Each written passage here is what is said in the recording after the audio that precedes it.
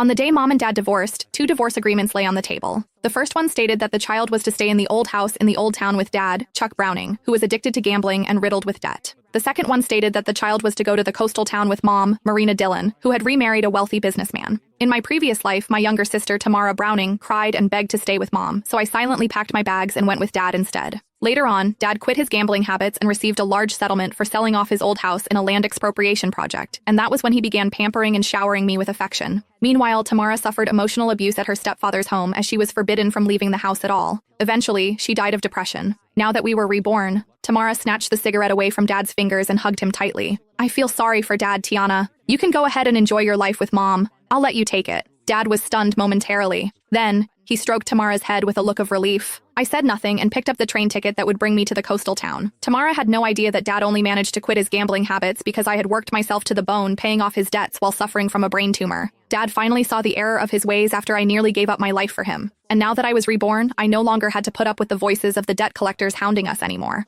All I wanted was just a good night's sleep. I picked up my worn-out suitcase. Get out of here. Go look for your gold digger of a mother instead, Dad said, waving his hand dismissively at me like I was just an annoying fly. Tamara hid behind him and made a face at me. She mouthed, "Don't come begging me for money the next time you see me." I smiled and said nothing. Instead, I turned around and walked out into the rain, flinching at the cold. I could feel the chill seeping into my bones. It wouldn't make much of a difference wherever I went anyway. I just wanted someplace quiet to spend the last of my days, getting through everything. At least I no longer needed to hear the debt collectors hounding at the door or put up with the horrible stench of cigarettes anymore. Mom's black Mercedes was parked at the entrance to an alleyway. The car windows rolled down, revealing Mom's youthful, well-maintained face. She frowned as she stared at my drenched body, a look of disgust in her eyes. "How did you end up like this? Hurry up and get it, and make sure not to dirty the interior of the car." I opened the backseat door and was just about to enter when she said, "Throw that suitcase into the back." She pointed at my suitcase and said, "That's so filthy. I don't even know what germs it's covered in." I hesitated for a moment. However, I still did as she said and put the suitcase in the trunk of the car. When I finally got back inside the car, I did my best to stay in a corner and take up as little space as possible, not daring to touch the leather seats.